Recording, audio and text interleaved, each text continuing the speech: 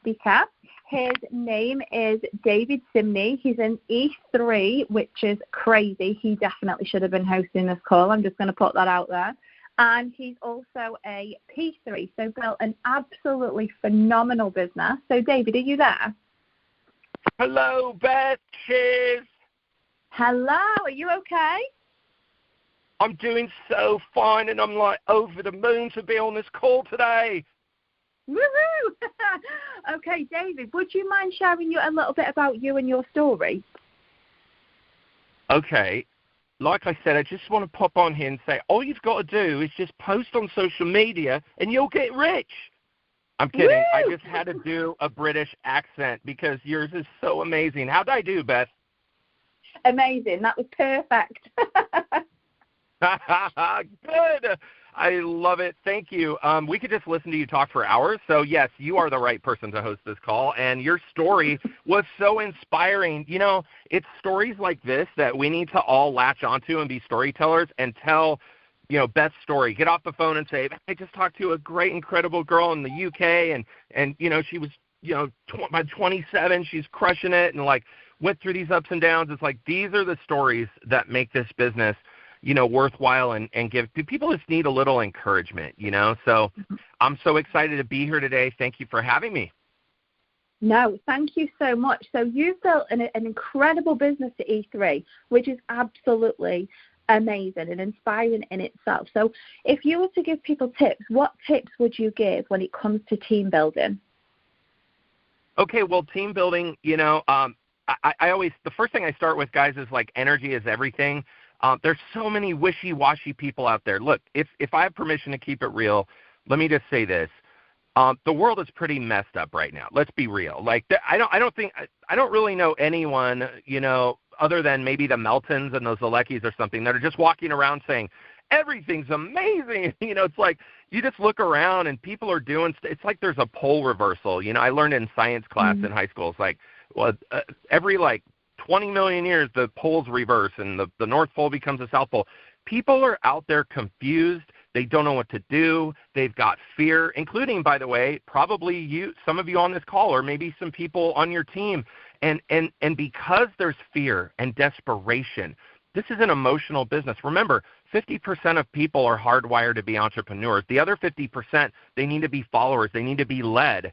And they need to be led by confident people. So your energy, your posture is everything. And you know, so when it comes to like just leading a team, yes, be yourself, be transparent, be all those things, but more than anything, be excited, be passionate about what you do. Nobody wants to follow a wishy-washy person through a journey that's going to be up and down. You know, one of my mentors, Art Jonak, said, volume goes up, volume goes down.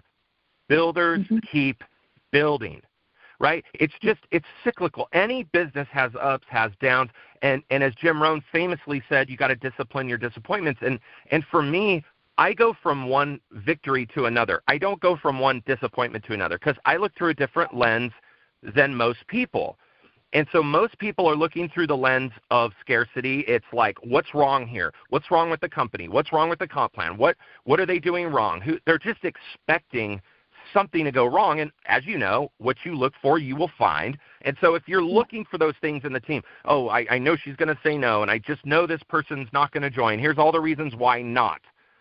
When you learn to shift into abundance mode, into solution mode, into the mode of abundance, of possibility. And I know this sounds super like super like personal development and you know, fluffy. I always like to keep it real, Beth. It's like, but the reality is you have to consciously train your brain. I work with Dr. Shad Helmstetter. He's a good friend. He actually takes BioCell, which is cool. But he's the author of Negative Self-Talk and How to Change It. And he actually priced that book as like a $4 or $5 book. So I don't have a link. I don't make a penny for recommending it, but it changed my life. And that book is called Negative Self-Talk and How to Change It. And it's like a 60-minute read. But Dr. Shad really taught me that we have the power to change our brain, our synapses. And this journey, we know it's not going to be easy. But you know what? Let's be real. Most most work is not fun. There's not a lot of – you either have like two types of people, okay? Type 1, they're going to work at the title company for 35 years and retire with a little plaque, right? That's their comfort. They're green, they're yellow, they're the cautious, they're not entrepreneurs. They love, the routine, and they know they have to work, right? And that, or you have the other type of person who's like always running around to a different job because they get bored and they're just like ADD. You've got to go out there into the world as a leader, as a builder in this industry, and let people know that like there's a place for everybody here. You've got to meet people where they're at. You've got to be able to be confident and know that this is going to work. And you're over here like, well, I don't know if it's going to work for me. It's like, I don't know if it's going to work. That's because it's a 5-year career. But let me ask you something. If you were to work for 40 years, my grandma worked for 40 years for the telephone company. It was called Bell, named after Alexander Graham Bell, who invented the telephone. But it was named Bell, and then it became like AT&T or something. I don't remember how it all went. She worked 40 years for the phone company. I used to go to her house as a little kid because she had free international calling anywhere in the world, and I'd call like random countries. Like I'd find the country code and I'd call and just like to get a kick out of it. And like that was her life. And as I've gotten older, I look back on her life, and it worked for her.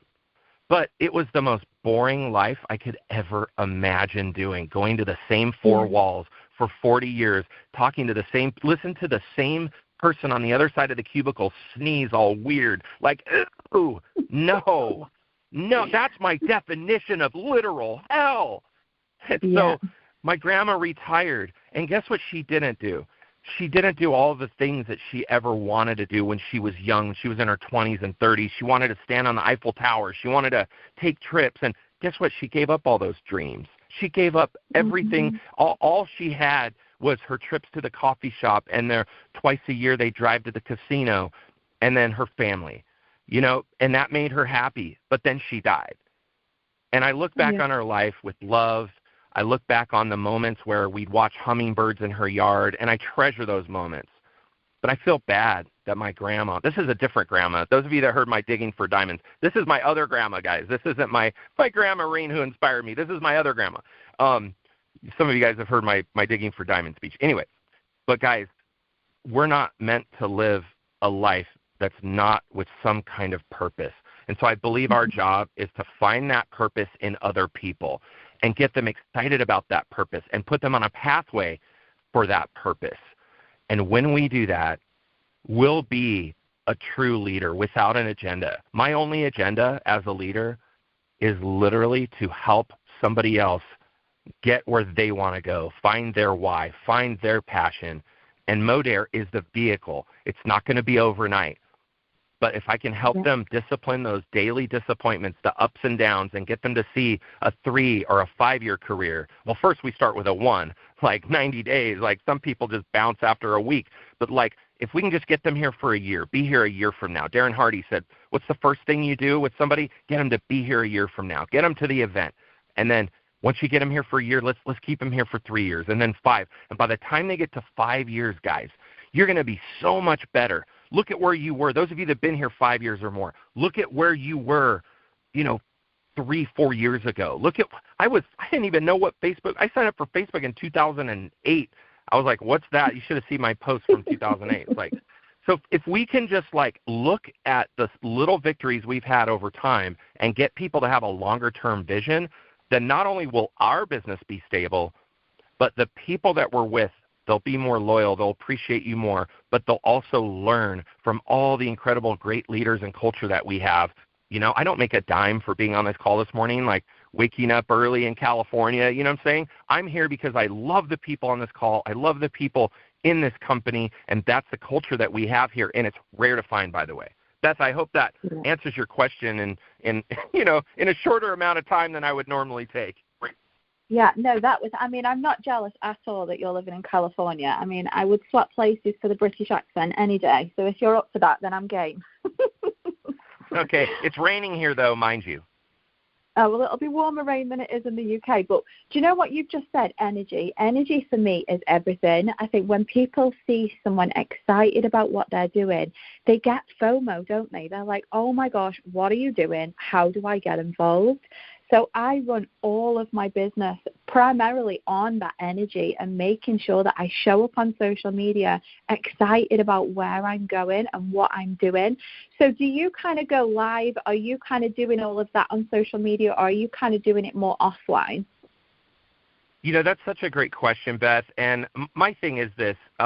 Obviously, social media, there's never been a better networking tool on literal planet Earth than social media. I mean, I did my first video because I didn't know how to go live, and then I think I heard the Meltons talk like back in 2017, and they're like, just make videos, embrace the suck, and I'm like, that's kind of harsh. Like, I don't want to go out there and suck, but I did. I took all these notes. I did a video called Facebook for Dummies. There's probably a book called that, but I just did my own live, and I got 1,500 views, and I just thought to myself, okay, 1,500 individuals put their eyeballs on what I was saying at this moment in time, and I thought, oh my gosh, could you imagine how long it would take me to run around buying lunches and dinners for people that never even told me thank you, trying to get people to come to meetings and do parties and do all this stuff in person, to see 1,500 new eyeballs? So, yes, I build offline. Everywhere I go, I build offline. Everywhere I go, I'm talking to people. I'm building relationships. I'm asking better questions. But online, it's been a work in progress. In fact, as we speak, I'm developing my real skills within the platform because I finally got Meta's attention, and they gave me a personal VIP coordinator that works for Meta, and they call me every 3 months to keep me on track. I'm like, dude, do I pay for this? I'm like, how is this happening? So it's like I'm finally I feel like I finally pushed through this sort of threshold where I'm able to get some engagement now, and I'm able to have a bigger platform. But it's taken me years of just being consistent on the platform. So again, you're back to consistency, you're back to energy. And so to answer your question, I use the tool. Most people have this business, right? This business is like a Ferrari, and it sits in the garage, and people they'll open the door to the garage, and they'll look into the garage, and they'll be like, wow, that's a nice Ferrari. But very few people even get inside the car, right? And then let alone there's even fewer people that will open the garage door. And then there's even fewer people that will start it up. And then there's even fewer people that will back it out and go onto the street. And then there's even fewer people, maybe 3 to 5% of everybody that joins, that will actually freaking take it on the freeway and go drive that sucker. Go fast. You know what I'm saying? So we just have to look, we're just looking for people. It's we have to go out there in this business. We have to look for the right people and work with the right people. And we're constantly just looking for people. I call it digging for diamonds. We're out there in a field. We know there's diamonds there. We just got to go out there and find them. They're there. But it's if somebody told you have to talk to 100 people before you find your diamond, what would you say? You'd be like, okay, well, most people will dig for 5 or 10. They'll be there. It's no, it's there. You got to go for 100 days. Most people just wouldn't do it. So we're a different kind of breed, entrepreneurs. So I just think using social media is the smartest thing you can do, and leverage it as a tool. And with that, Beth, there are so many awesome people that we're going to hear from today, and so many inspiring stories. I don't want to monopolize any other time. I just want to thank everybody for being here, especially the people on my team that I invited here today. We are all one team, one Modere, and just know that this company has our back. They started Black Friday a week before everybody else so we could get all those sales. So many of you guys are having the biggest month of the year. Times are incredible, and it's times like these where I thank God for Modere. They have our back, and I'm so excited about next year and everything that's to come. Thank you guys so much for having me. Love and appreciate every one of you. Thank you, Beth. You're doing great. Thank you so much, David. Even I've taken so many notes. I absolutely love that.